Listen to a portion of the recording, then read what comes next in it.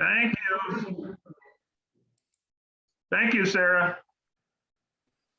Okay, David, you can get started. I assume you have some PowerPoints, that sort of thing? Yes. Yeah. That's fine. If you could enable the screen sharing, and then Oh yeah, Sarah needs to do that. yeah. You should be good to go now. Okay. All right. All right. You guys see the picture of Yeah. a nice sunset? Looking good. Yeah, there was a nice one last night. Beautiful. Yep. That was actually last night's part of the sunset. And then my last slide will be the rest of it, or next to the last slide, because it was so beautiful. Yeah. Okay. So I'll go ahead and get started. So I don't know if you all know me. I work at NMSU. I arrived here in Las Cruces in 2010. I used to live in Henderson, Nevada. Worked in where the Nevada college system was with Desert Research Institute, and moved here and enjoyed working with NMSU as a state climatologist. And I've been working in the areas of atmospheric sciences, air pollution, climate change for the past 20 some years. And I'm enjoying everything here. And my family's originally, my mom's side is from Albuquerque, and my dad's side is from New Jersey. And so I'm enjoying both places, and got to enjoy living in both parts of the country. Every year we moved back and forth. My parents were school teachers, and they lived in New Jersey during the school year, and they lived in the Four Corners area through the summer every year of growing up. So I'm very familiar with New Mexico. Since we're in a church environment, I just kind of give a 1-minute testimony. I became a Christian in around 1986 under my undergraduate when I was in Rutgers University, and enjoyed working with college students, and enjoyed both here, and I went to NMSU for my master's, and worked with campus ministries here on campus back in the late 80s, early 90s. And then I moved to Nevada for a long time at the University of Nevada, Reno, and then down in Las Vegas. So, and then I kind of started here. So I'm going to talk about climate change, and I work somewhat with EEN. I don't know if you guys are familiar with that, Evangelical Environmental Network, as kind of on the side, kind of working and helping with that. And let me just kind of start kind of with the kind of viewpoints. We as a group, we've read some of Francis Schaeffer's work, and there's a quote I picked off from one of his books. It says, "If I love the lover, I love what the lover has made," and talking about God. Because I love God, that's kind of a statement here. I will take care of his creation. So if it's something is good, so if he created it and called it good, we need to have that same perspective. And so how, as we as a people of faith, have a good relationship with God without caring for creation. So, and I believe that it hurts our relationship with God if we devalue his creation. So we need to think about how we what is our viewpoint on it? So how do we live? So he gave us responsibility. He wants us to live in a right relationship, that God owns it and cares for it. So if you look back in the Old Testament in Leviticus 25, it's the viewpoint of it. We are but tenants of the land, and as tenants, we need to take care and pass it on to the next generation and next generation. And so it really is that part of it is an act of discipleship. It's caring for people, and as part of that, we are caring for the environment that we live in. And for instance, thinking of air pollution, which I've been working in since the early 90s, it impacts people's lives. That's the element of that, is we breathe, every breath that we take has contaminants in it. If we knowingly ignore that, it's an immoral act to not address it and to know that it's impacting people, and that we need to work on improving that and tell people about it. So that's kind of my initial statement I'll make, and then we'll get into the I've got some really good polls that, before I go into that, I just wanted to kind of preface everything is, there's a lot of things that we talk about that stirs up fear in people. And I think as people who are spiritual, we need to think of that as well, as what message we bring to people matters, and people are fearful of things, especially like with COVID. We there's so much sowing of fear.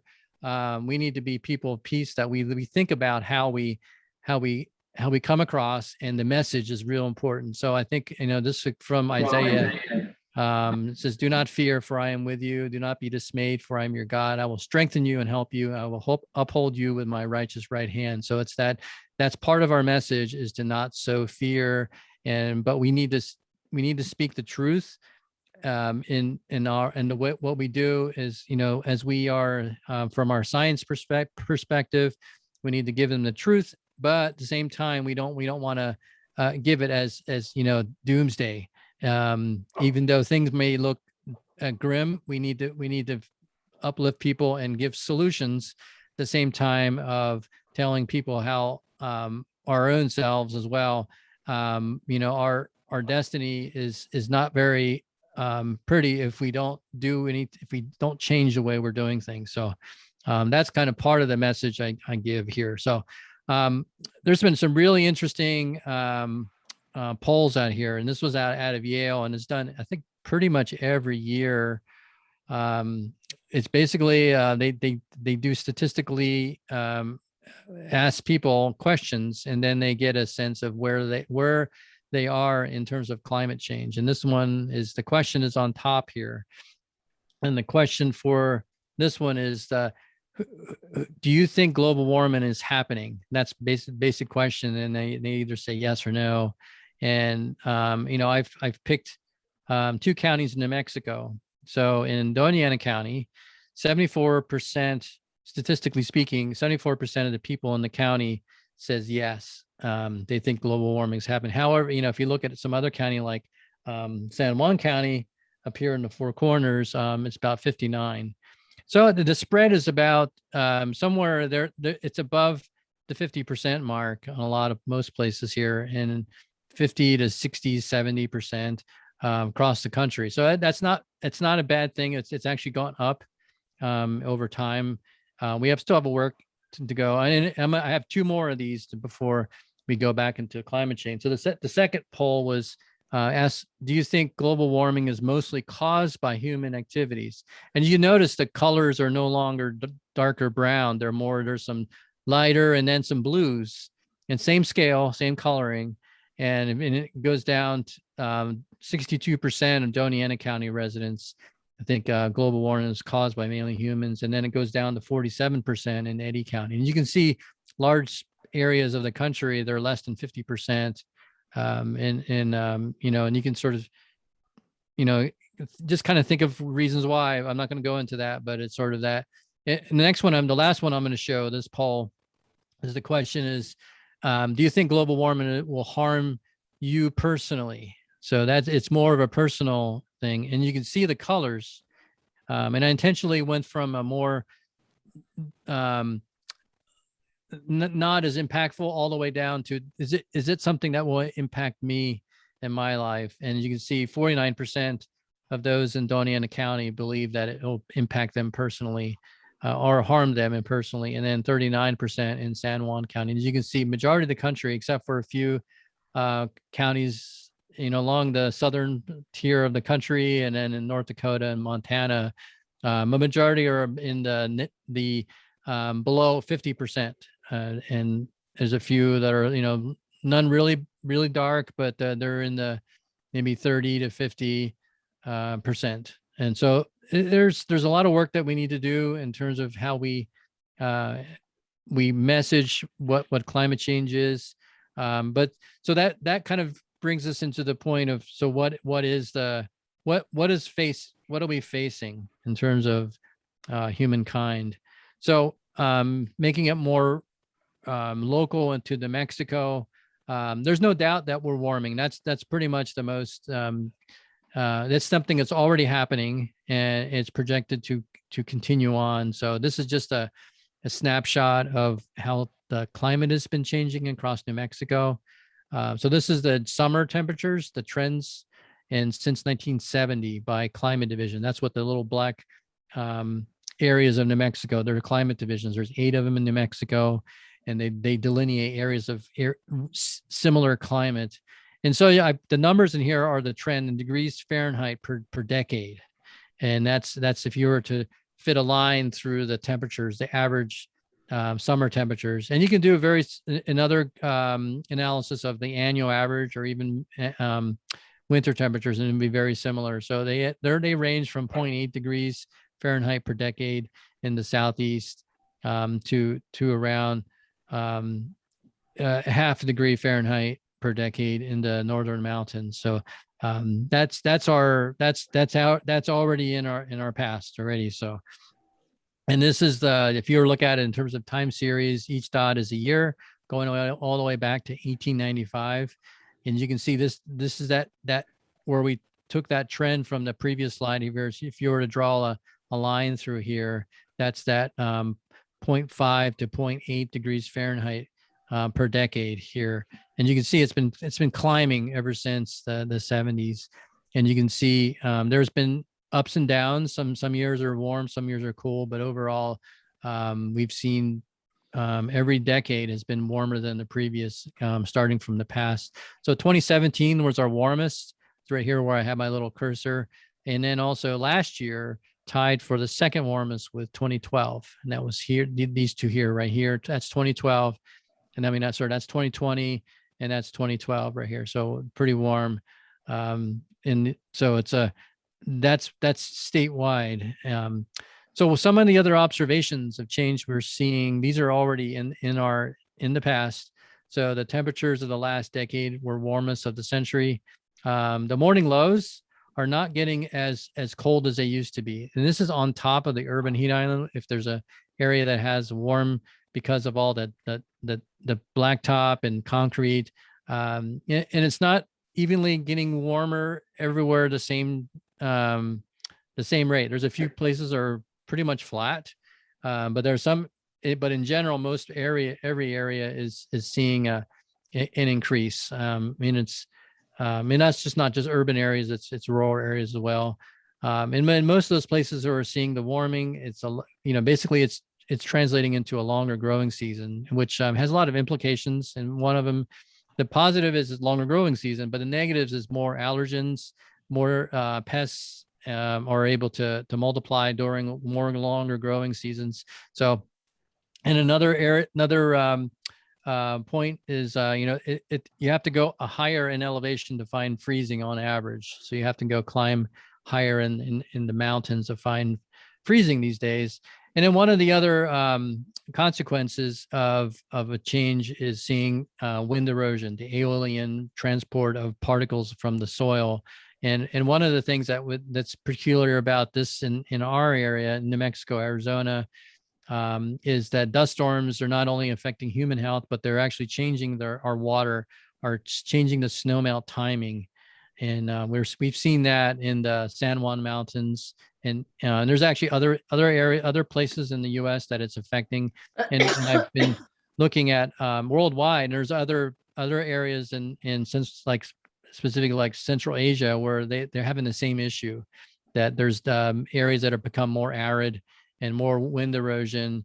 They're seeing the deposition of dust and creating problems because of the heating of the snow, because of the darkness of the snow, and it's been changing the timing of the snowmelt, changing the hydrology of the upper elevations, and then coming down, changing the hydrology of the timing of how water comes into the irrigation in some of these areas. So it's not just New Mexico, it's happening all across the world.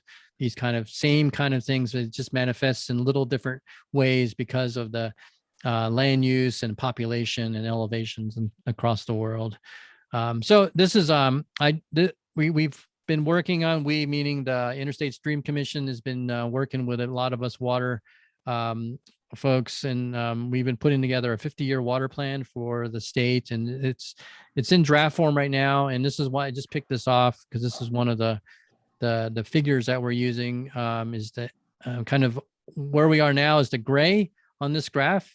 So that's the past, and then the red is where we think we're going, and out to about 2070. And you can see the consensus of, and this is a 20-member CMIP 5 of the future climates in the higher emission scenario for New Mexico, showing that what temperatures, annual average temperatures in New Mexico will be like, going toward the end of the mid to end of the centuries. And we're seeing about a 5-degree change relative to the baseline by mid-century, and that's where we're heading. And there's a lot of implications. The report's going to be coming out in finalized form in the next few months, and out for review and peer review. But this is basically bottom line, what we're seeing. And then I'm going to give a few aspects of that, the implications of that. In terms of water resources, obviously, it's as we see a warming temperature, we're going to see declines in snowpack, which has implications for less water available for agricultural uses.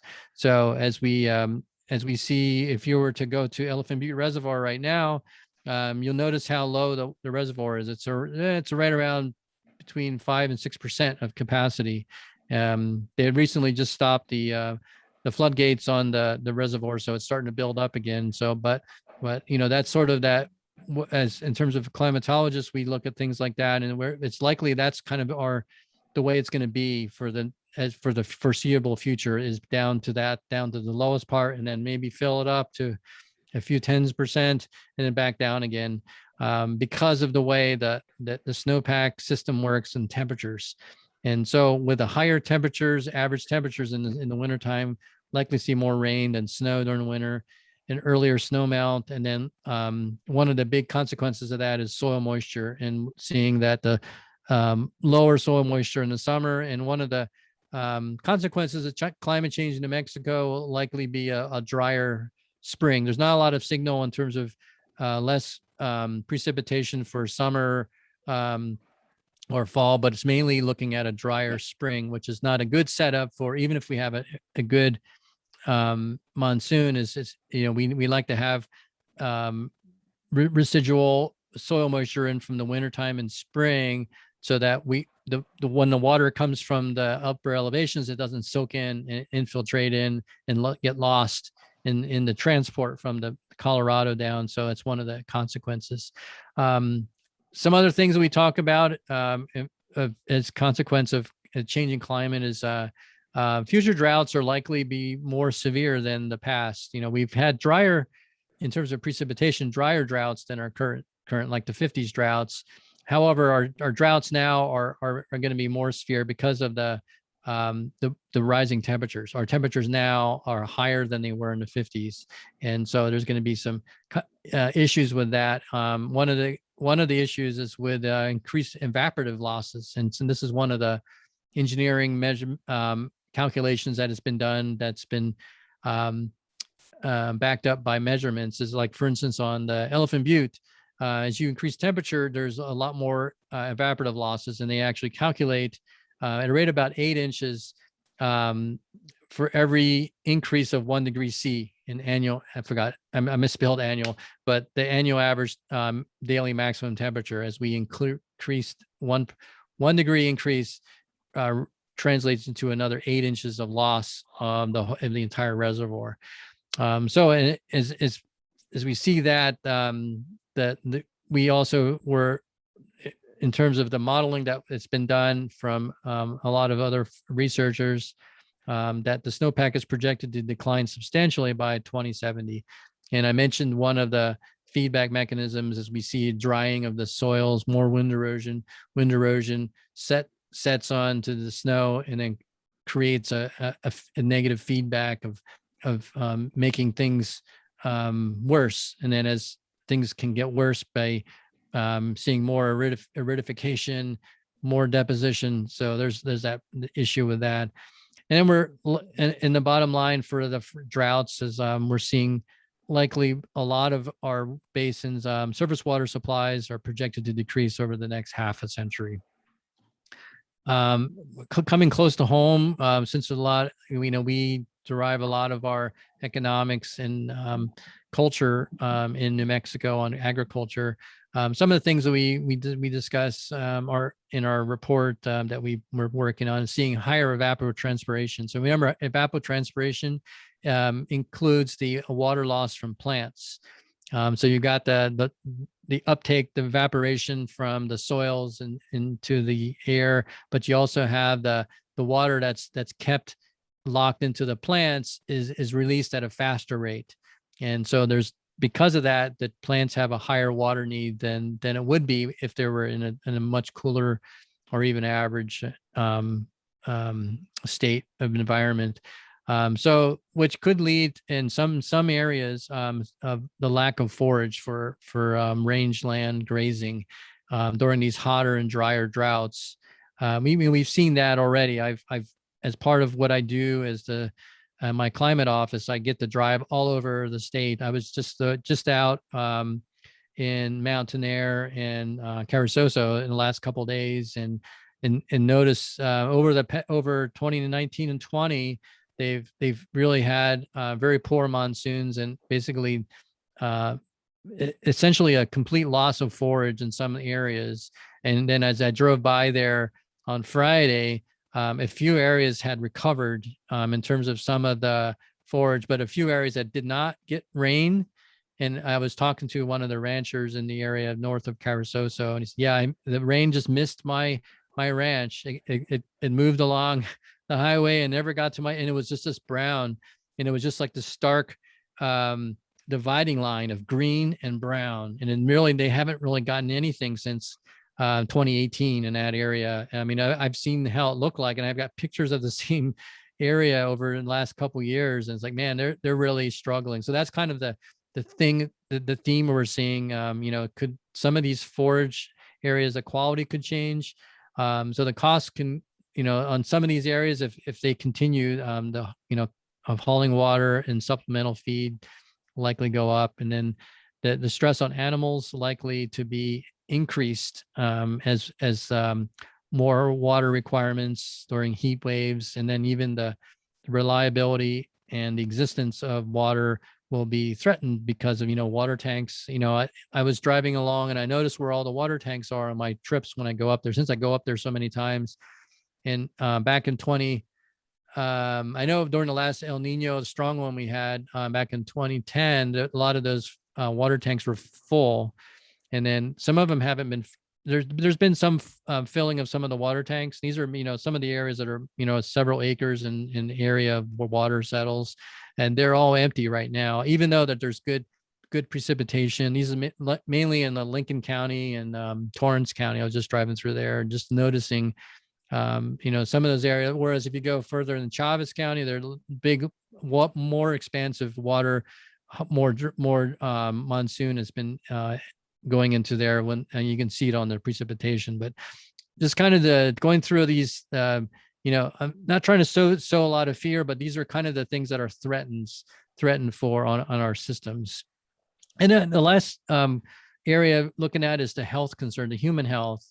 And that's the area where I've been working a lot on in the urban areas, like city of El Paso, even city of Las Cruces, Albuquerque, Phoenix, Tucson. We have a lot of our colleagues been working on there, looking at the heat impacts, and as temperatures warm, our heat indexes may increase to numbers that we haven't seen before.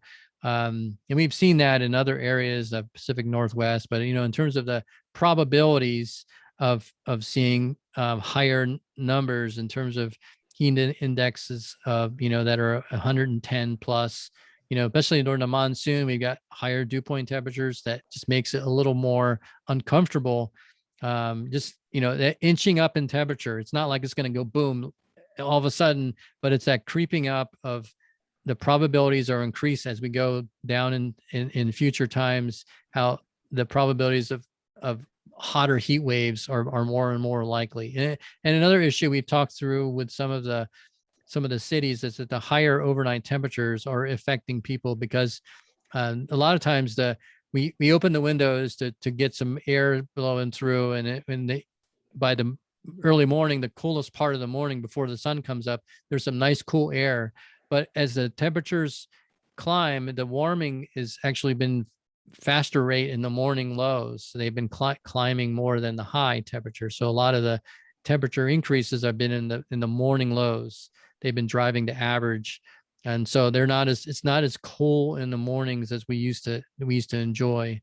So a couple more things. I talked about the longer growing season, the times between frosts or in a lot of places have been climbing.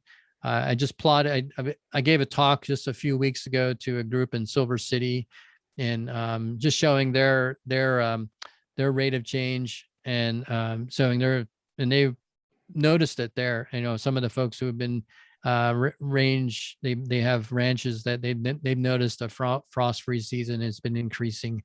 And for health, and a lot of that translates into the allergy season, earlier pollination in some cases, some of the trees and the grasses. Like right now is the grass allergy season, and it's been for some people it's been pretty bad.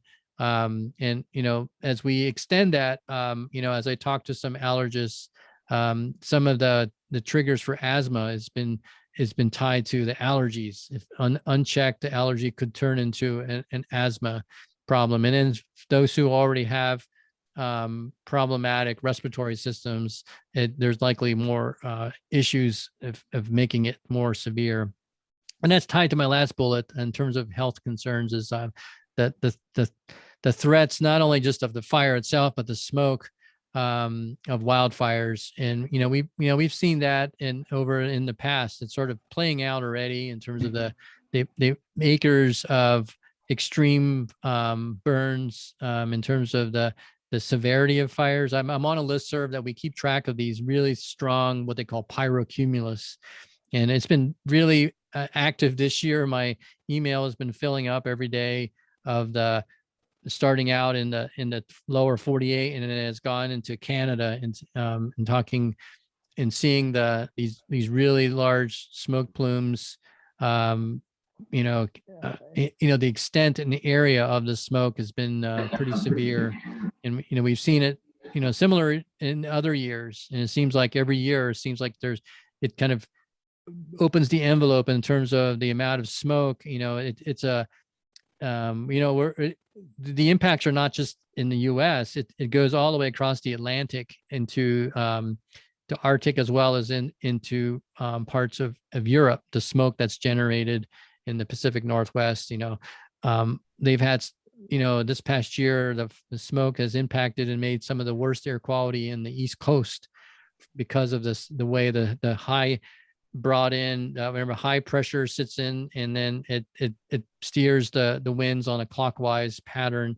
So it brings it north and then brings it back over toward the Great Lakes, and brings the air, very smoky air masses into the East Coast, where a large chunk of the population of the US lives.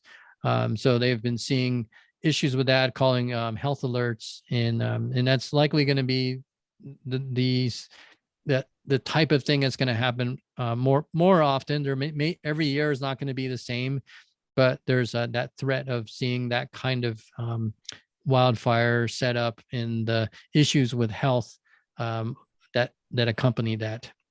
So I just wanted to throw in some of these. I may sound like very negative, but it's just the way it is. These have been predicted, and now they're playing out.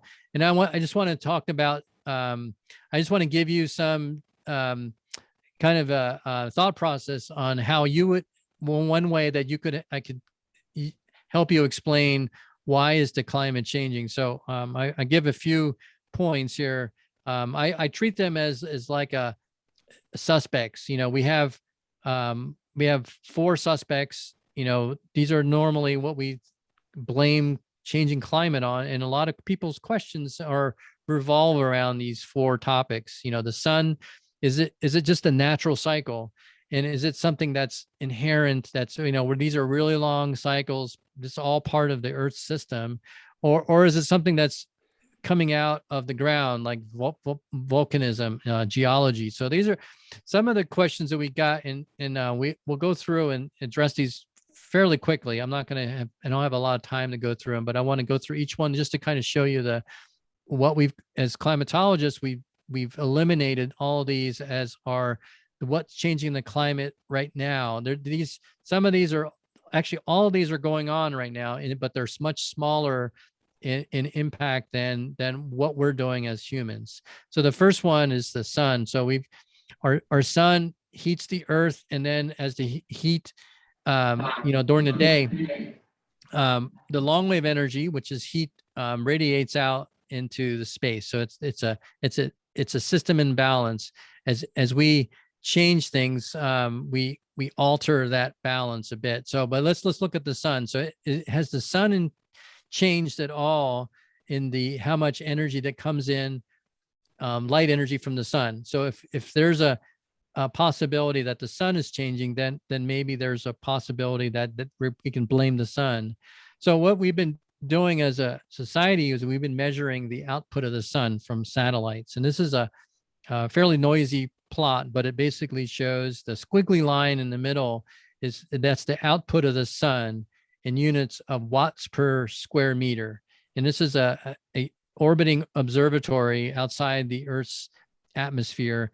And we've seen these, and then they do a fit to the raw data all the way back to the 70s. And as you can see, this is up to like a year or 2 ago, I think. So there's these 11-year sunspot cycles we see, pretty regular. If you do a averaging, you can see those. The ups and down are the modulation of the sun's output on a day-to-day basis. But if you average them, this is what to see the 11-year cycle here. So we're seeing some change. If you can notice the units here. So each one of these lines here is 1 watt. So 1366, 67, 68. So there's on average, on a day-to-day basis, there may be more than a watt difference, because there's these lots of solar activity that goes on. If you look at some of the NASA images, you can see there's all kind of activity on the sun that changes on a day-to-day basis. So the bottom line is that the sunspots follow an 11-year cycle. Each spot is really actually a cool region, but overall the sun shines brighter when we have more spots. And the variation in the sunspots, they alter the intensity of the sun by about 0.08%. And so if you were to translate that into the amount of watts on the Earth, it's correct. It's about 0.2 watts per meter squared. So it's a pretty small, but it's not insignificant. It's a small amount of variability in the sun. And I just picked this was actually a couple of days ago. I don't know what day in here, but it's basically there's only two named sunspots on the sun, and this is from the SOHO satellite observations there. So on a really high, and right now we're in a low in the sunspot cycle. It's been very low for it's been more than a year, I think. And so I've been looking at this over time, and when we're at a high in the sunspot, this place, the solar disk is littered with lots of sunspots. So we only have 2, and there was even a few weeks before that there was only 1. So we're in a low. So if you ever look at the energy from the sun, this is what it looks like since 1900. So we have pretty close records of that. And if you were to do a smooth, it sort of peaked around the early 70s, but it's been in decline because of the sunspot number. And then we plot that with the temperature. So really there's certain, up until the 50s, they're both been going up, but ever since the 70s, the temperatures have been increasing, but the output of the sun has actually been decreasing. So there's like they are acting in opposite directions from so it's not, you can't really assign that to the change. And we're actually seeing that even the last several decades have been much warmer, actually, is at a faster rate than the previous several other decades. So really the sun has a perfect alibi in terms of it's actually the output is actually operating in an opposite fashion in terms of it's actually it's decreasing right now. So we need to look at some other things. So is it a natural cycle? So things like a teeter totter here, I actually found one, and it's been really hard to find because they're so dangerous. We've taken them out of playgrounds, and it's sort of that back and forth. You have the same amount of energy? Are you putting it into the atmosphere, or are you putting it into the ocean? And it's back and forth, and that's sort of that cycling of energy in the earth. And so we should be able to see that. Is there an exchange between the ocean and the atmosphere? And, is there a cycle that we can see that we can blame the change in the climate? If you look at, the last month or up to 120 years, is there a cycling of that? And we actually have some really great sources of information about it. And this is a plot that I grabbed from my colleague, Catherine Hayhoe. And it was actually off of another paper, Church et al. Paper. And she plotted it really nicely in this here. And it's basically the heat absorbed by the earth in units of 10 to the 21st joules. So it's a total amount of energy in the full sphere, and calculated through observations and models, satellites. And as you can see, starting from the 60s, right up to about 70 or so, there's been some exchange of energy. There have been some years where there's more energy being absorbed by the ocean, and then some years a little less and more energy by the atmosphere. But since the 70s, we've actually seeing the cycling hasn't been going back and forth. It's all been going into the ocean. So the heat, but the ocean, atmosphere, land, and surface, and cryosphere, which is the poles, are all warming right now. So there's the green line, which is the ocean, land, ice. That's increasing. There's no negatives. And then the blue line is the ocean. So everything has been getting warmer at the same time. There's no cycling going on when we're seeing this big increase in temperature over here. So there's some years that are less, but there's really not that what we would think that back and forth in the ocean, atmosphere that we can blame. So really that is not a explanation that we can find in terms of because we need to look at it on a global scale. And so there's really no cycling that's natural from the energy perspective. So what about another suspect is orbital cycles.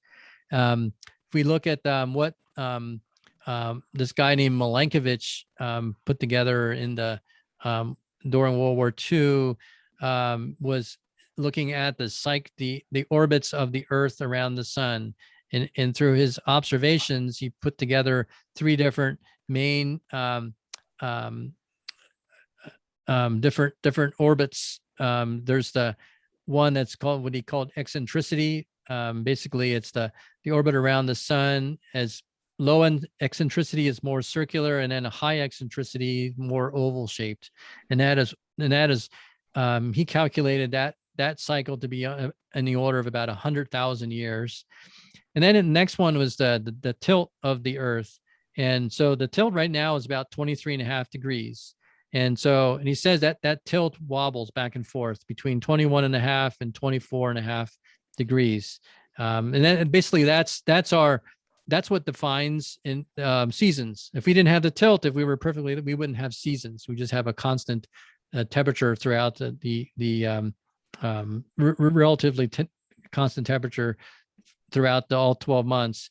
But because since we have a tilt, but he calculated that tilt to have a cycle of about 41,000 years. So he's got two different cycles. And the third cycle he came up with one is a precession, just like a top.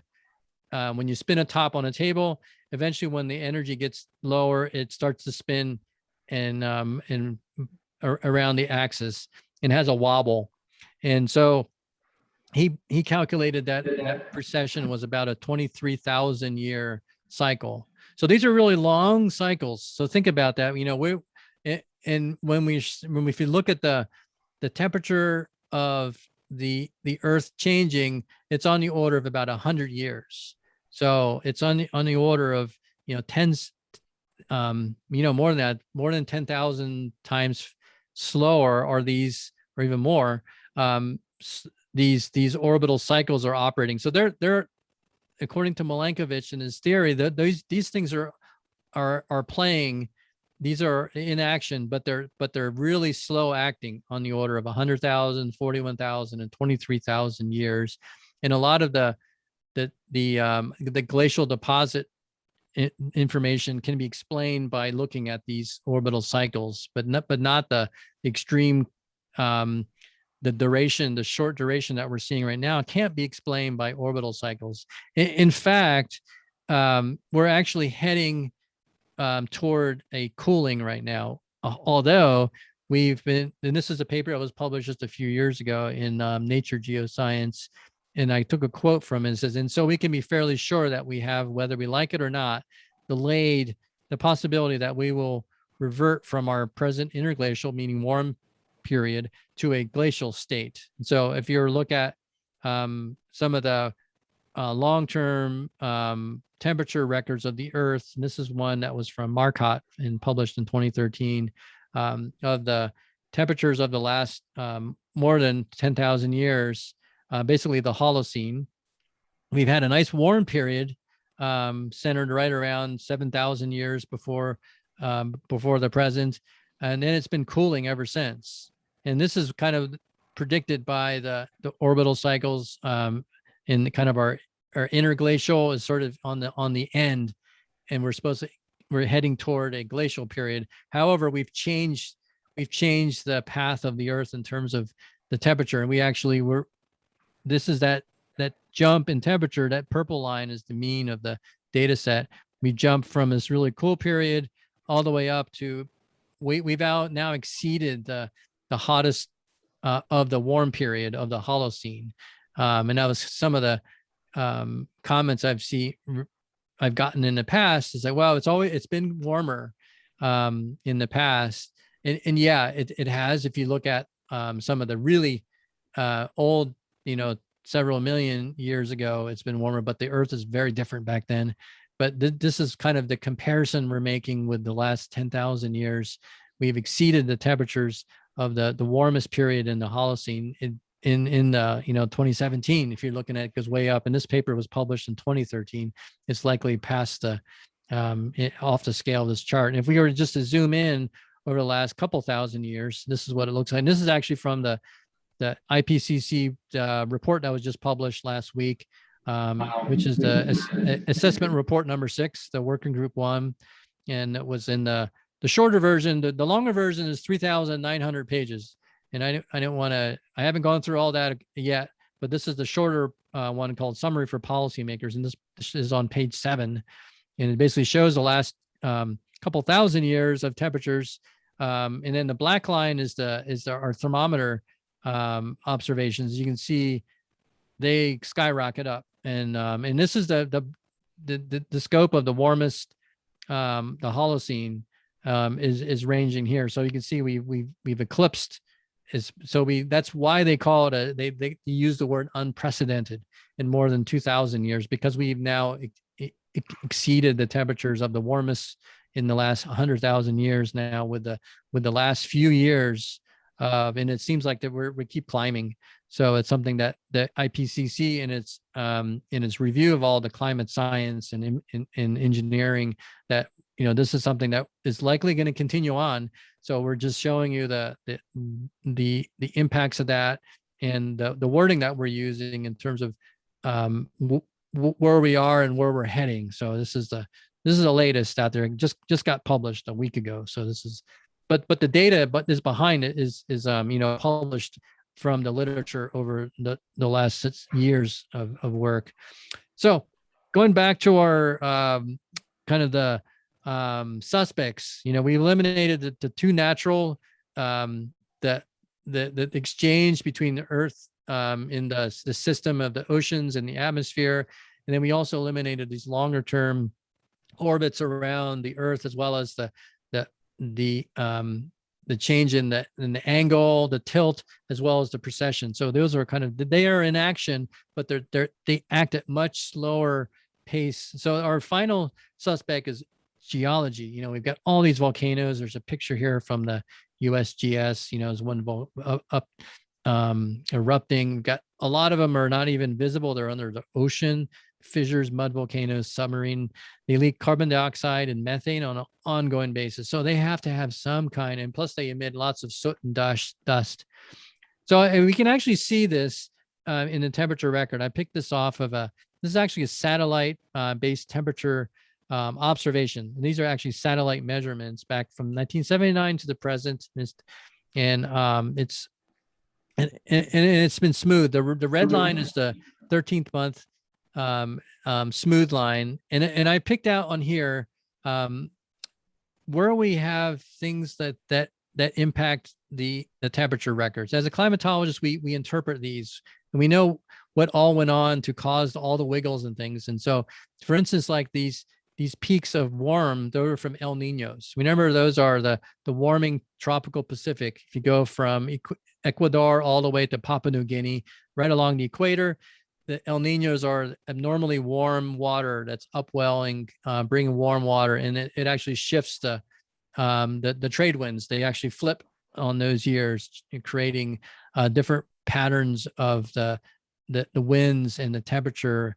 And they essentially, because of their warmth, they actually warm the earth. And so these are some of the warmer in the last several decades of our global temperature. What I want to show in this one is actually the impacts of one volcano. If you all remember, I remember this from past. It was Mount Pinatubo. Whenever that erupted in the Philippines in 1991, so a few years ago. I know a lot of my students it's before they were born, but I remember that in the news back then.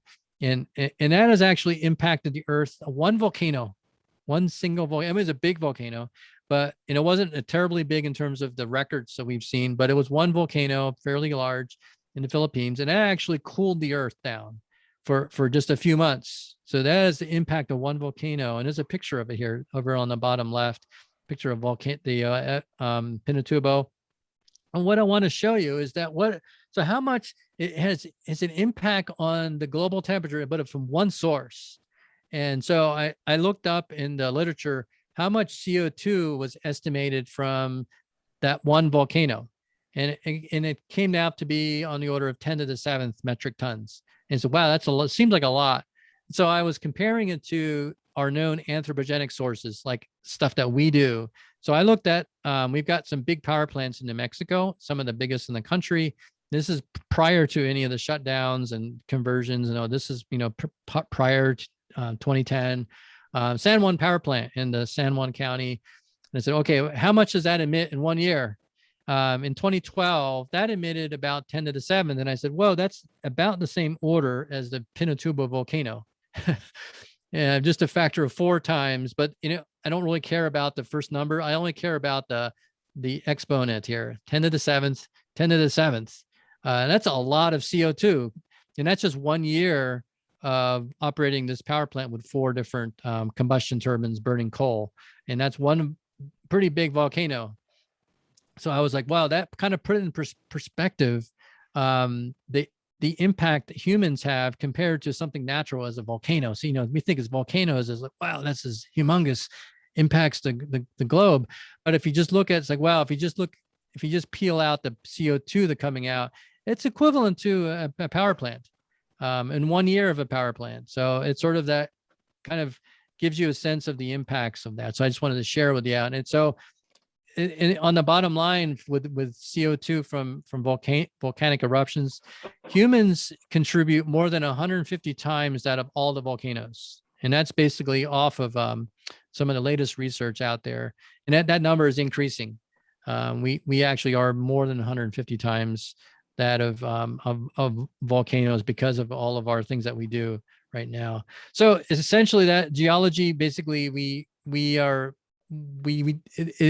is changing the climate, but at much smaller scales than we are right now. So we have gone through 4 different suspects, and they all have alibis, and they don't explain truthfully what's going on in the temperature right now. We need another suspect. So we have to go back to the basics of what's in the atmosphere. So we've got this blanket of gases that surround the atmosphere.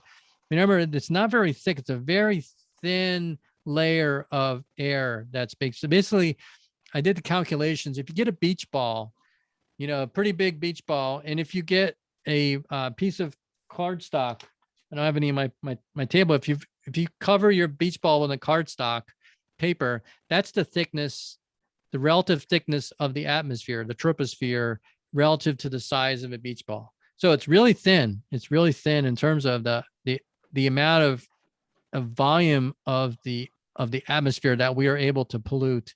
And so small changes in that, we can see much bigger impacts. So we need to figure out what's going on in our atmosphere. So we have these things that are, if we didn't have an atmosphere, our globe would be very cold.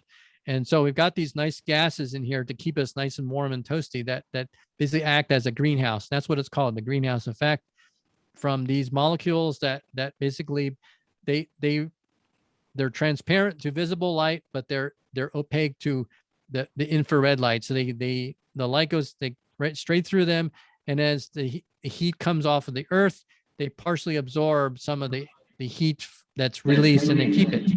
And so they're called greenhouse gases, and they absorb and re-emit infrared radiation, and they heat the lower atmosphere. That's what keeps us nice and warm and habitable for life on the planet. However, what we're doing is increasing those levels. And the question is, have we changed the levels of heat trapping gases? Yes. So this is a plot of the 3 major greenhouse gases over time in the last 2,000 years. They've been pretty flat up to about 1700.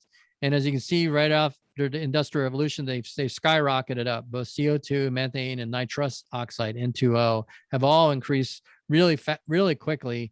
And we have lots of records to look at what went on in the past.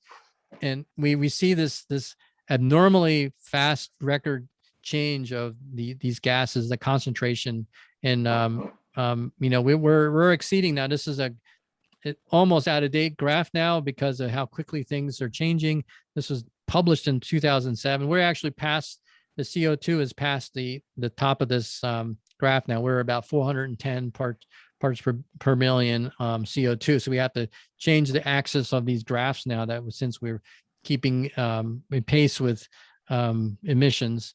And so it's essentially we've increased the heat trapping gases, and right now we're enhancing the natural greenhouse effect. So on the left is kind of our natural state of balance of the natural greenhouse gases. They keep us the temperature without greenhouse gases. They keep us about 60 degrees warmer, but we're slowly tweaking the concentration of these gases. And what we've done, we've increased the temperature by about 1.4 degrees Fahrenheit above that 60 degrees because of what we're doing on Earth, kind of our human activities. And that's what can explain seeing that quick jump in the gas concentrations, seeing the same cause and effect in the greenhouse gas and the temperature. So this is not just correlation. This is cause and effect.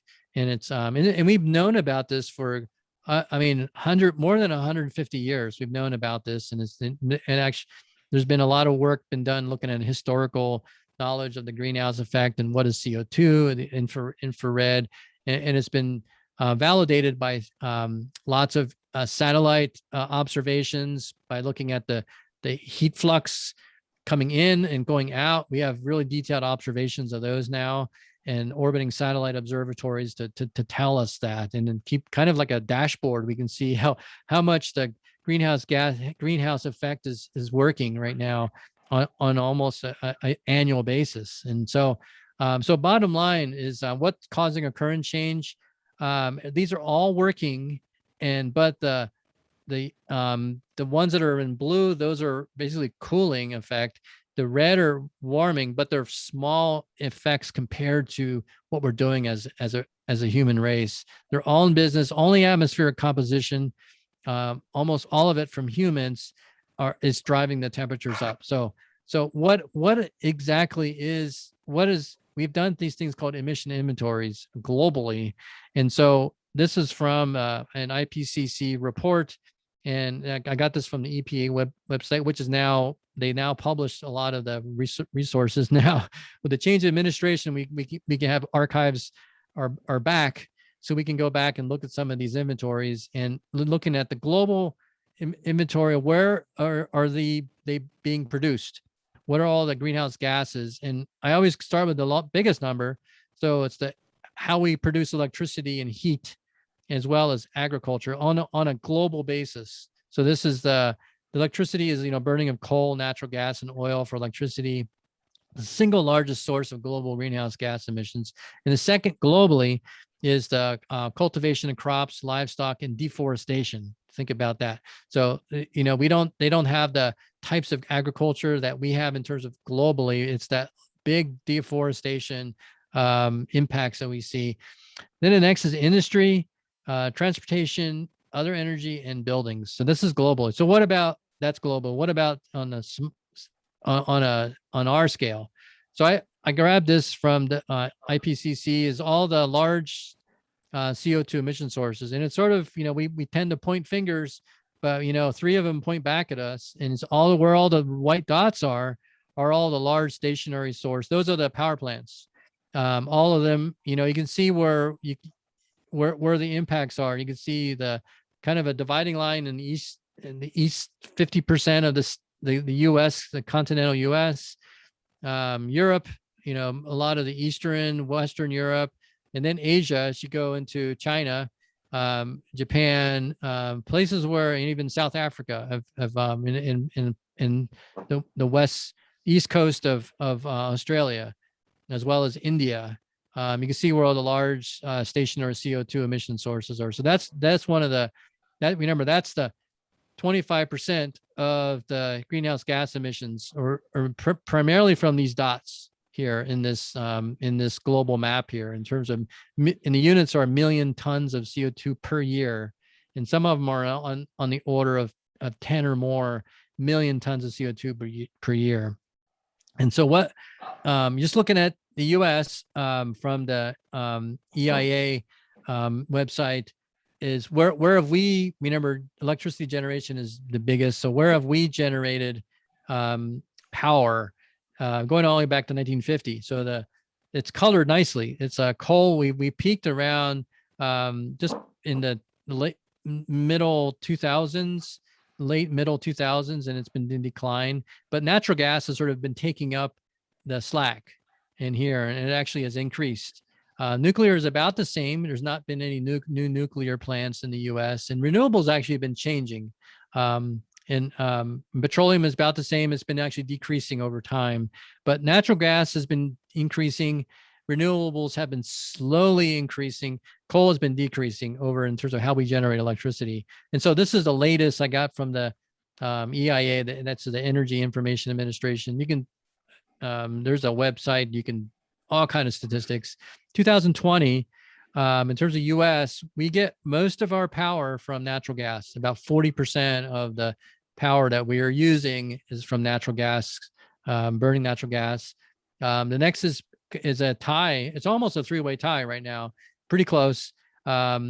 Nuclear and renewables are actually those two are about 20%, and 19% is coal. We've actually been seeing this coal number go down over time. So they've been retiring some of the larger, very large coal-fired power plants, and it's been going down. I was just comparing 2019, and that number has gone down, and this number has gone up a couple percent. And this is the breakouts in terms of renewables, which has been it's kind of the hope that we're seeing is the changeover in terms of the renewables. Wind accounts for about 8.4%. Hydro dams, 7.3% of our renewables. Solar is about 2.3. That's a really big growth area that, especially in the Southwest where we get so much solar radiation. Biomass production 1.4. Geothermal is still another essentially untapped resource, about 0.4%. So we have a lot of room to expand this and and then close down the coal. That's kind of a lot what the forecasts of looking, but it's this natural gas one that's been likely is going to take up a lot of the slack of coal. And that's kind of some of the concern that we're seeing is, how, especially New Mexico, we've got new regulations and it's the way we conduct ourselves in the extraction and transport and use of natural gas has been very worrisome, knowing that we're noticing how things how we're doing things, with the leaks and venting and things like that, with natural gas. But it's, essentially all these are all tied to economics. So there's a lot of that goes on to it. And so, but bottom line too is, we are on a per capita basis, we use the most energy and the CO2. So that blue line is us. We wiggled around. This is since 1825. So before as we see, in Europe is this light brown line. China is this red line here. So they've really climbed up in the last 20 years. Asia is this green line here. India is this purple line, which we're expected to see more. Africa is pretty flat, but it's this, more concerning is where we live. We're, factors of 10 more in some cases than other places, at least a factor of 2 of some of the least, the second. So we have a lot of work in our own per capita carbon emissions. If we want to start doing things, we have to start, even though other places are more people, but we are more wasteful than other countries, even though they may have more people, but it's the per capita. So what about New Mexico? So, we live here and we have control over this. We have, and this is a 2018 inventory from the climate action from the governor's website. 53% of New Mexico's greenhouse gases come from the oil and gas extraction industry. So that's why we're heading in the direction of more regulations and control and making sure that industry is doing its best job and changing how it's done. And the second is transportation. Third is how we generate electricity. And then the next one is tie between ag and industry, and then natural working lands, and then residential and commercial heating and things like that. So, but, just looking at the biggest ones, oil and gas industry, as well as our, where do we generate electricity and what vehicles we drive and get around are the areas we really need to focus on. And we need to focus on all of them, but what are some of the lowest hanging fruit in terms of biggest changes per percent? And then there's another inventory of just individuals. The average American, in terms of the carbon footprint, 28% is transportation, and then similarly for the stuff that we buy, all the things that we throw away, that we buy, plastics and non-reusable things and non-renewable things that we just throw and take them to the landfill. So those are a big chunk of more than half of the come from that. And then others from home heating, cooling, energy use, and then food. So these are the sort of the, when we need to make the changes, these are kind of the guides. If we want to change our footprint, how do we change our transportation, the stuff that we buy, and then, looking at other things here. So that these help guide what do I need to do as an individual, and then as a state, and as a world. So these are guides to that. And so I give you some numbers. I did for my class I teach. I always give numbers to make it realistic. So if you're driving a not very efficient car, and on the average you drive about 12,000 miles a year. That's the national average. And if you got a sort of a not so efficient car about 20 miles per gallon. A lot of cars now, you can double that. There's 40 mile per gallon cars you can easily get. But if you go and get an older vehicle, 20 miles per gallon, that's about 7.5 tons of CO2 a year just from the burning of the fuel. And so getting a sense of how much that weighs, that's about 4.7 Toyota Camrys in terms of weight. So if you get the cars and get about 4.7 of them, that's the amount of weight of CO2 that's being emitted by just burning the fuel. It's not nothing else, but it's just a fuel burning the amount of CO2 that's being emitted by one car and driven one, just average. And so, and it's linear, you could, if you get it more, 40 mile per gallon, or you have your vehicle miles traveled, you can adjust these numbers and accordingly. But this is kind of the baseline. How much is one vehicle and one person just commuting back and forth, so that's kind of gives you a sense of the impacts. And you've got 300 million people, and then you multiply that, how many other people are around the earth. And it seems like a lot of places, some of these Asian countries have all cars now. They didn't used to have cars. Now everybody's got cars. And so it's that impact of, we see things go up as we get more technology, but we have to think about the impacts of what we're doing. So what I want to give is some hope and kind of I've given you all mostly bad news, but there's some good things that are going on, with what is our path forward, expanding wind energy. As I drive, I drove through Carusoso on Friday, and there's, lots of new wind turbines going up. I think that is definitely a positive direction. We need to utilize what we've got. We don't like to pollute our skyline, but the benefits outweigh the negatives. In this case, we need to increase what we're doing in terms of solar plants, both PV and concentrating solar. We've seen, I know the city of Las Cruces has been doing that. Other places the same way. As I drive through different rural areas, they're doing that. And the third bullet there, expanding, what we can do on our own rooftops makes a difference. I know one rooftop at a time, and that's kind of what we need to do. Is we need to scale, but we need to do it on a large number in terms of everybody. Commercial needs to do it. I think that's one of the areas where we haven't seen many expands. A few companies have gone forward, like Walmart. They've done a few, like for instance, the TRC and Walmart and TRC, all solar. The entire parking lot is, but the average commercial does not have solar. We go down the roads in here, and it's sort of that we don't see that, but we need to increase that number. In New Mexico, we've got geothermal resources. We need to look into that, expand that. The engineering challenges can be over, we can exceed those.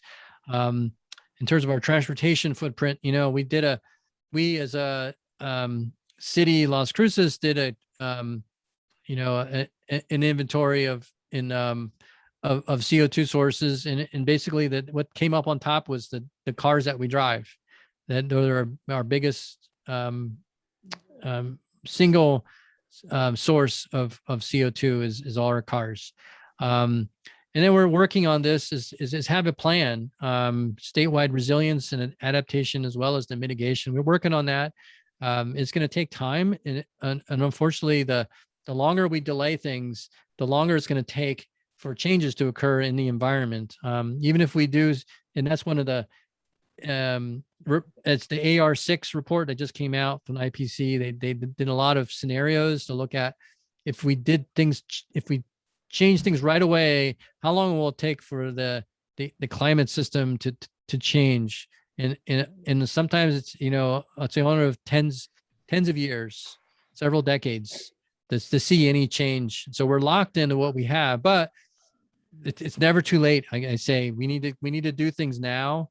But we also need to become more resilient to the changing weather patterns, as well as adapt to these things at the same time. Where we've seen, all the, records of being seeded, we need to take those in and reevaluate where we are. This is just a screenshot of what has been done last year.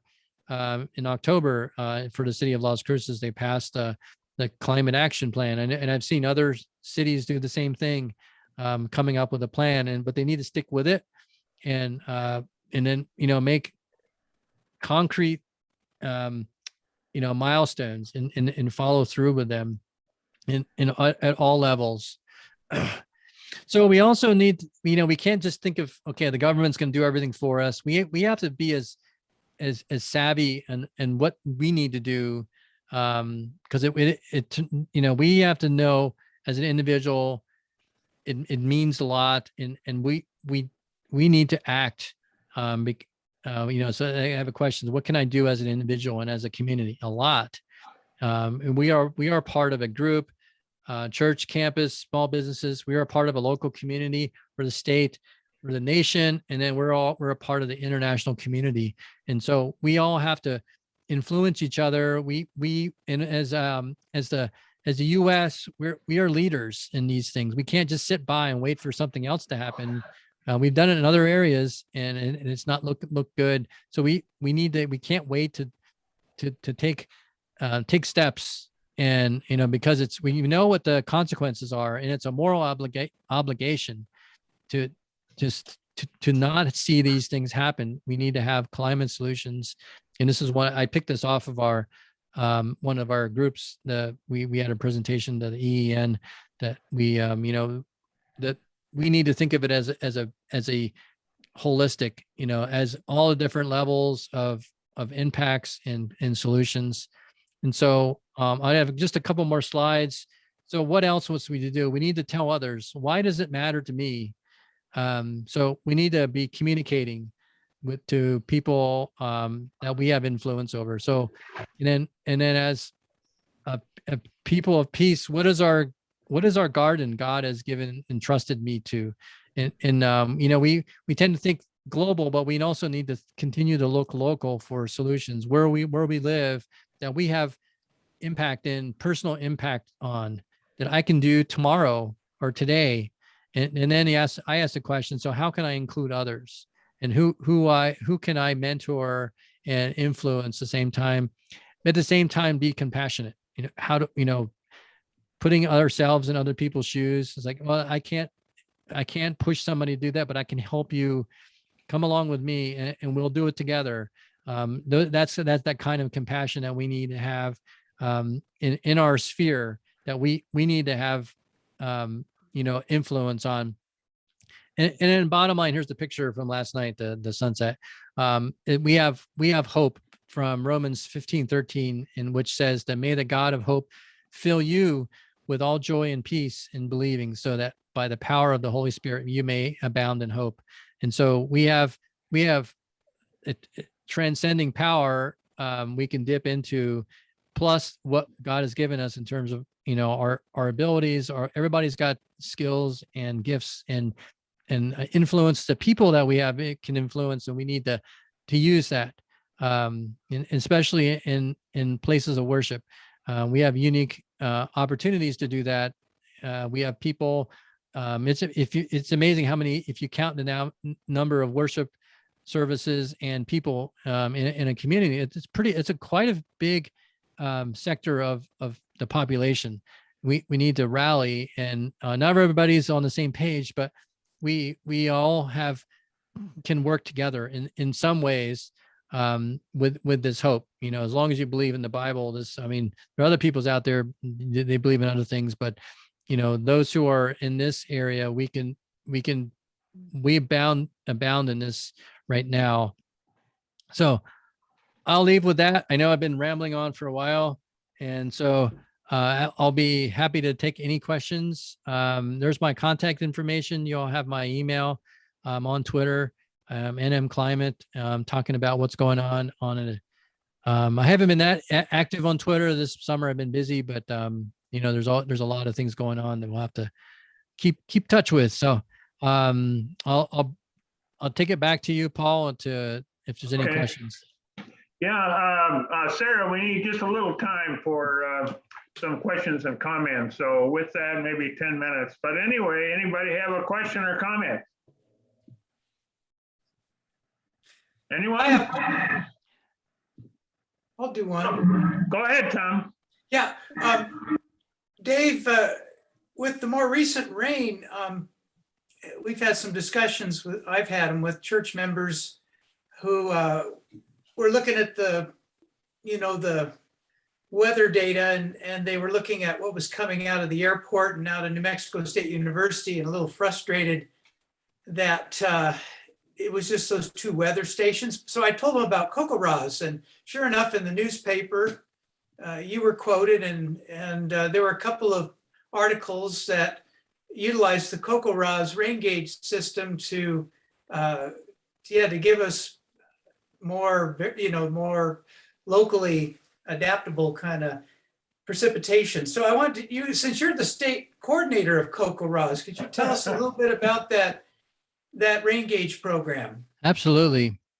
So CocoRa's stands for the Community Collaborative Rain, Hail, and Snow Network, and it's a citizen science program. So citizen science is basically it gives opportunities for anybody, any age group, looking for help in collecting science information. So we, along with about, I would say, a few 10,000 more people across the country, including Canada and the Caribbean islands, are in CocoRa's, and it's becoming pretty much one of the largest citizen science programs. And what we do is we measure precipitation. That's what we focus in on. And so we have a standard gauge that we use. It's a 4-inch diameter plastic gauge. It's about $40. And we go out every day and we take precipitation measurements. And it's we have tight quality assurance methods where we analyze the data and we train our observers. And so it's actually become a very good source of climate information now. We don't do temperature, we just do precipitation. We do rain, hail, and snow. Not much snow in Las Cruces, but other places they do a lot of snow measurements. And so it's a way that we can we use that now for gauging climate change. And we use that data now. We look at how severe weather is, how we've been seeing, like this year, a lot of really big dumps of rain. And then we try to do is put those rain measurements into perspective. How often do these 4 or 5 inches in New Mexico, if you're in the back east, 4 or 5 inches, no big deal. It happens all the time. But in the West, we're seeing, in some cases, these 4 or 5 inches, or even 2 or 3 inches of rain can flood an area. And we've seen that down in La Union, when we got big rain dumps creating problems. And so we use those to gauge, are we seeing any trends? And, we've got a little more than 10 years of this data now. So we're beginning to able to track some trends now. So if you're interested in that, I can put in the chat the website, but do you have have somebody have a question there? Yeah, David Rice, you had a question? Yeah, if we get back to looking at the New Mexico inventory of emissions, you had cited the oil and gas industry is about half. How much, is there low hanging fruit there where you've got a lot of like fugitive methane that could be literally shut off if somebody paid attention? Yeah, that's where the state is going right now. Both NMED and EMNER, Energy Minerals Natural Resource Department, is addressing the release. I wouldn't say unintentional. It's they know they've been releasing it. It's just that there's been no regulation on the cap on these, and they have these things called flares, and there's a specific purpose for flares.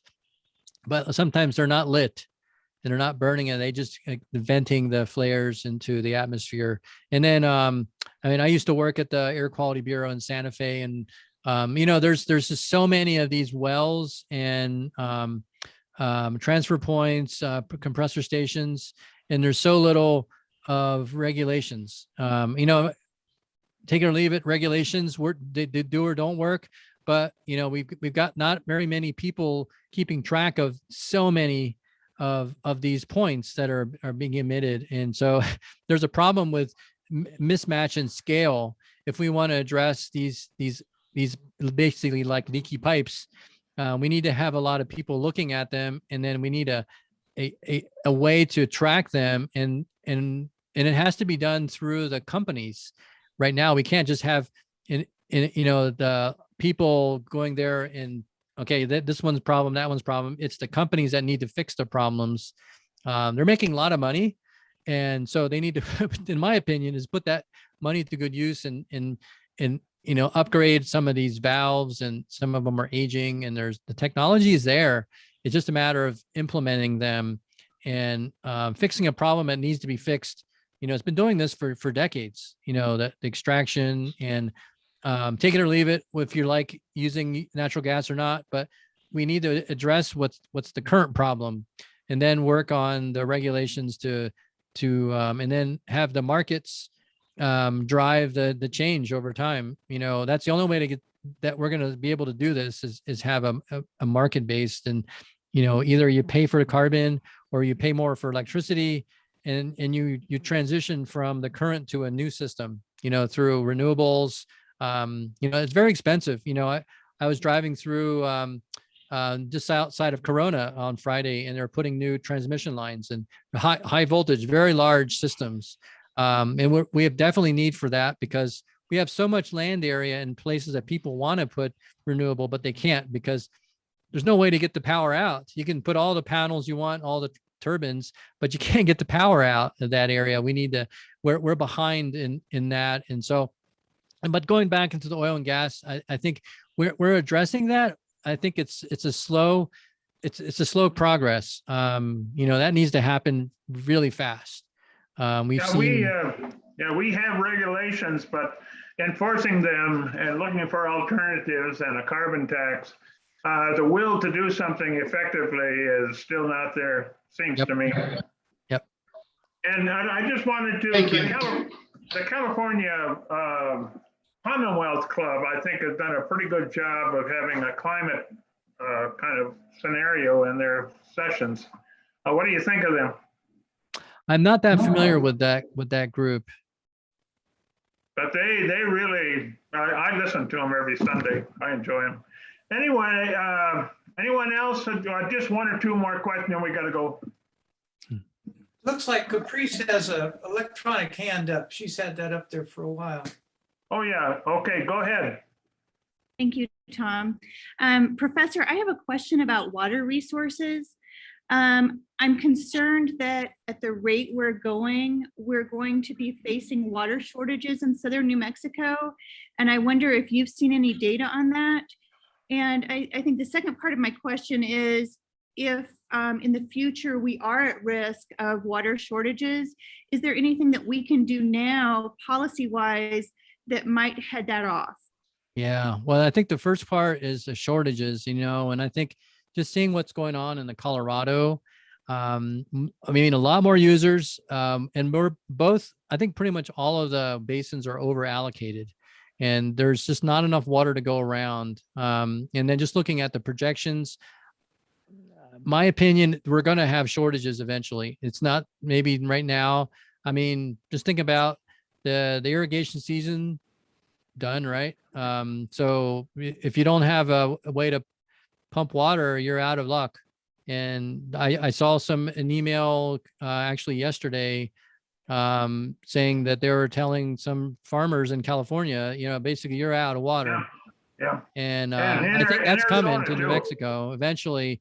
It's basically you got to fallow the land, and we need to be prepared for that in education as well as, what do we need to transition to less water needing agriculture, and how do we go from, think of it, pecans, we can't fallow a pecan, the tree will die. And so how do we address that. That's something that needs to be addressed separately. And, how do we work with the producers in that area? And I don't have an answer to that. That's positive.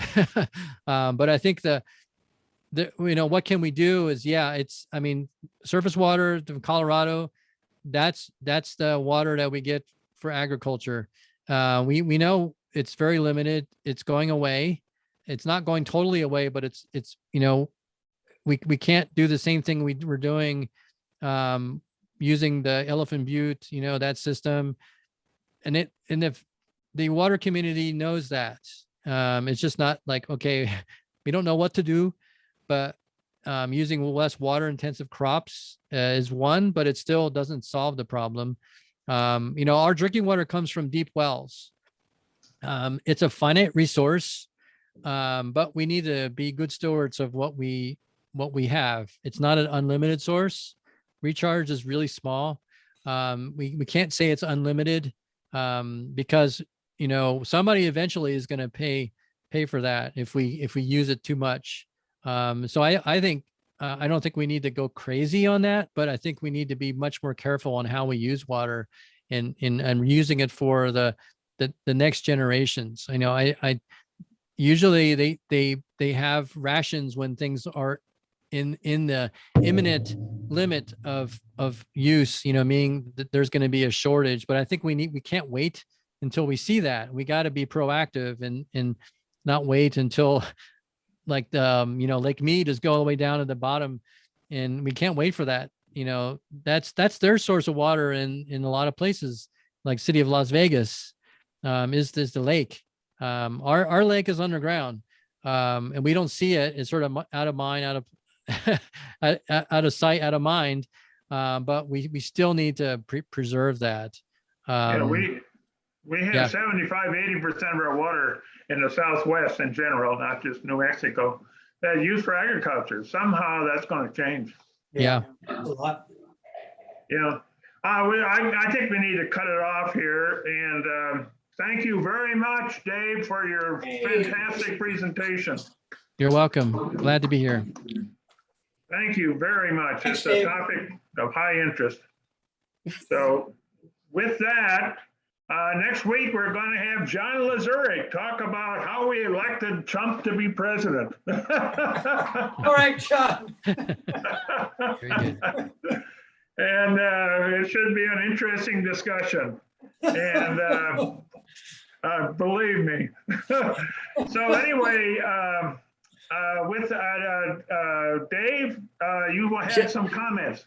Oh, no, just very, very quickly, I just wanted to give people a heads up that the following week on the 5th of September, we will have a listening session. We're inviting people to give us give Charlie and Paul and I'm stepping in as John Lazaric exits the group to organize the roundtables. But we're going to have a listening session. We want to invite people to come prepared to give us feedback on our roundtables, the schedules, the format, other topics you'd like to see. And so I just wanted to let you know that that's going to happen, and hope you'll be thinking about it between now and the 5th of September. One more thing is that we will continue the Zooms roundtable at least through the end of September. Yeah, I talked to Sherry about that, and I told her that that's what we would do. Then when we get into October, we'll talk about that, but they're going to start services at 10 o'clock in September. And then I told her that we would consider maybe doing it after the service. They're only going to have one service at 10 o'clock. Maybe we do ours, but anyway, we'll talk about that. We'll talk about it. So anyway, thanks everybody. We'll see you next Sunday. Thank Okay. you, everyone. Have Thanks a very great much. month. Thanks, Paul. Bye-bye. Bye.